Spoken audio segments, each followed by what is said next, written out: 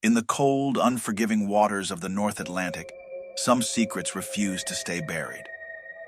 The Eterna, a colossal cargo ship, vanished without a trace nearly a decade ago, only to reappear, drifting silently in the mist. What happened to its crew?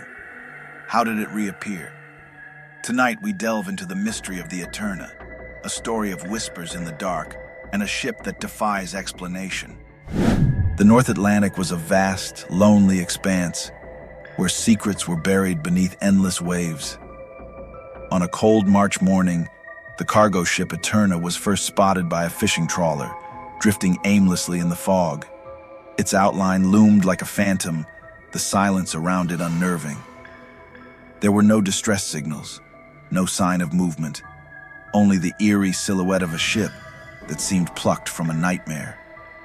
When authorities were alerted, the Coast Guard dispatched a patrol vessel to investigate. The Eterna had been presumed lost nearly a decade ago, vanishing without a trace during a routine route between Hamburg and New York.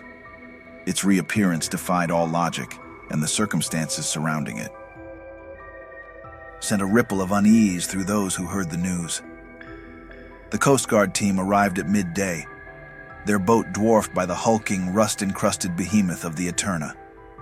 Its towering superstructure cast long shadows over the water, and the air grew colder as they approached. The ocean was unnaturally still, as if even the waves feared to disturb the ship's slumber. Captain Josiah Ward, a veteran of maritime mysteries, led the boarding party. The silence was absolute as they climbed the corroded ladder to the main deck. No sounds of creaking metal, no distant hum of machinery. It was as if the Eterna had been plucked from time and set adrift in a world that no longer recognized it. The deck was a tableau of decay. Ropes lay coiled like snakes, stiff with age. Crates sat where they had been abandoned, their labels faded and unreadable. Rust had consumed the rails and fittings, giving the ship a blood-red hue. But what stood out most was the absence of life. No footprints, no discarded tools, not even the carcasses of seabirds that often claimed such derelicts as their own. It was as though the ship had been scrubbed clean of all evidence of its human history. The team moved cautiously, their boots echoing against the metal. They split into pairs, each tasked with exploring a different section of the vessel. Ward and his first mate Andrews headed toward the bridge. The stairwell leading to the upper levels was dark, the air thick with the metallic tang of rust and something else, something sour, like decay left to fester in silence. The bridge was a ghostly relic of another era. Instruments lay scattered across the floor, their glass faces shattered.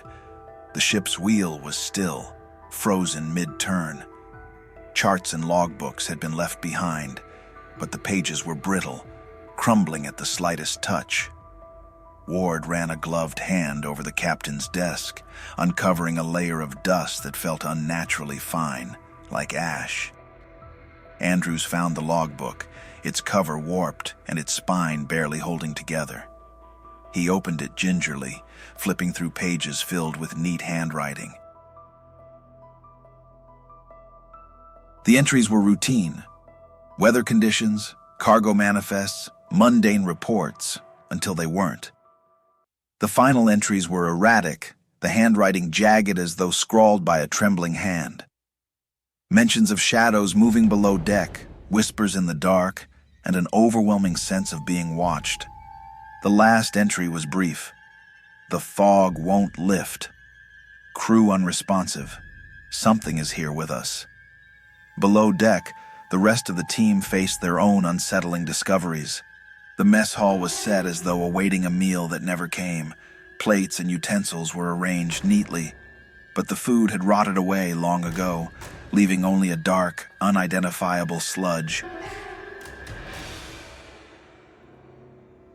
Chairs were pushed back, some toppled, as if the crew had left in a hurry.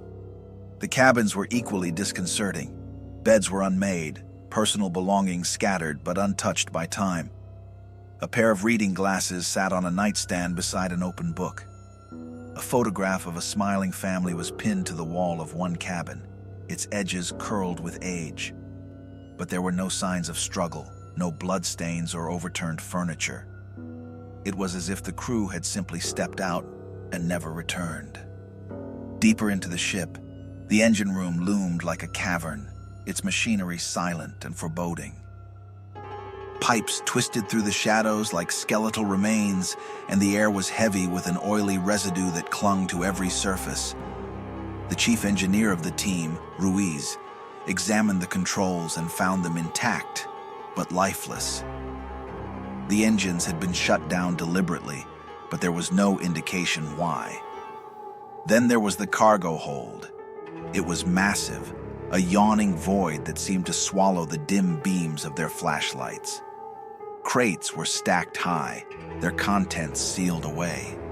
But scattered among them were strange markings, symbols etched into the walls and floor, patterns that made no sense. They appeared hastily carved, overlapping in a chaotic frenzy. Ruiz called Ward to the hold, his voice tense with unease. As Ward stepped into the cavernous space, the temperature dropped sharply. His breath misted in the air, and an oppressive weight settled over him. The symbols seemed to pulse faintly in the dark, though he couldn't tell if it was a trick of the light or his own imagination. Andrews moved to one of the crates, prying it open with a crowbar.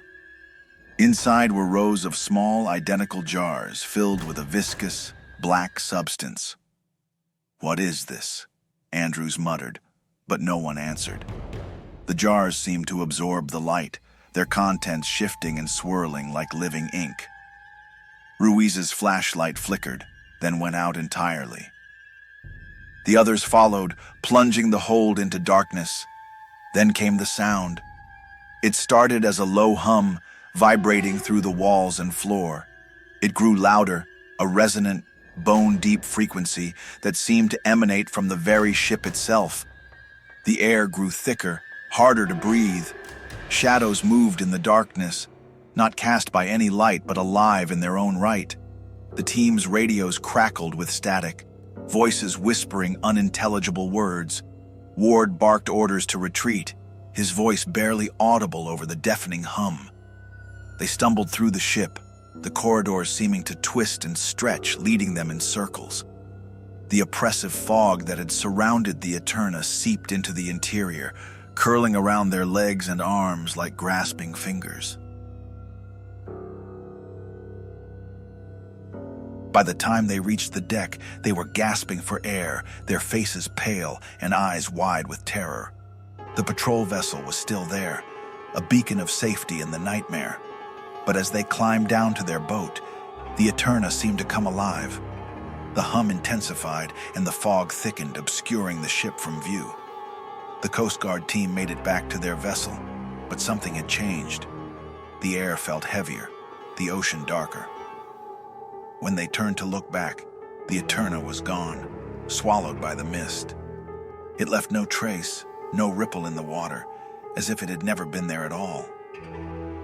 The crew filed their report, but their superiors dismissed it as hysteria brought on by fatigue.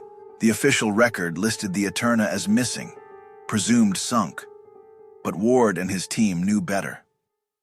They had seen the impossible, felt the presence of something ancient and malevolent. The Eterna wasn't just a ghost ship. It was a warning, a reminder that some mysteries are better left unsolved. In the years that followed, sightings of a fog-shrouded vessel continued to trickle in from sailors braving the North Atlantic. Each account was eerily similar. A massive, rusting cargo ship drifting silently, its decks empty, but watching. No one who boarded it was ever seen again.